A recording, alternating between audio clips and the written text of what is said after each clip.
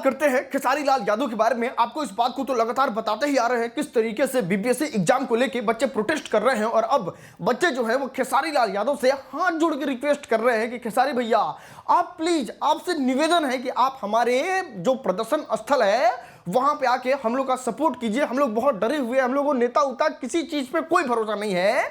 जिस कुछ चीज को देख के खेसारी लाल यादव क्या कहें आप खुद देख लो। पिछले कुछ समय से यह सवाल उठ रहा था कि खेसारी ग्राउंड पे क्यों नहीं आया। इसका जवाब अब स्पष्ट हो गया ना। खेसारी अगर ग्राउंड पे आता तो खेसारी को मीडिया पहले दिखाती आपको और आंदोलन को बाद में। आपके मुद्दे दब जाते और खेसारी को मीडिया हाईलाइट करती है। ठीक वैसा ही हुआ जैसे आज बीपीएससी का अहम मुद्दा पीछे चला गया, अब मीडिया और किसी को दिखा रही है। सोचिए आज बीपीएससी के मुद्दे को कितनी मीडिया कवरेज मिल रही है। हर तरफ एक एम्बुलेंस, हॉस्पिटल, थाना और जो नए नए नेता बने हैं उनकी खबर छप रही है। ये वही स्थिति है जिसके बारे में हम पहले से आगाह किए थे। अपना झंडा डंडा लेके आगे बढ़ो। लेकिन आज हम दूसरों के झंडे के पीछे चले, नतीजा ये हुआ कि बीपीएससी का मूल मुद्दा कहीं खो गया। इसलिए सवारी नहीं गाड़ी बन जाओ, बिहार के लिए बस एक बार बिहारी बन जाओ। चलो दोस्त, अब बात करते हैं गौतम सिंह राजपूत के बारे में। भाई साहब क्या ही बुरे तरीके से एक्सपोज कर दिए पवन सिंह को उनके रोने वाले वीडियो की वजह से। आपको बता दें गौतम सिंह राजपूत जो है वो काराकाट वाले लोकसभा क्षेत्र के आसपास के ही हैं और ग्राउंड पे क्या हाल है आप खुद सुन लो। मैं तो कह रहा हूं ना कि विधायक भी बन जाएगी वो। यार सच पूछो तो बहुत भयानक तरीके से, बहुत ब्रूटली एक्सपोज कर दिए पवन सिंह को। नीलम सिंह से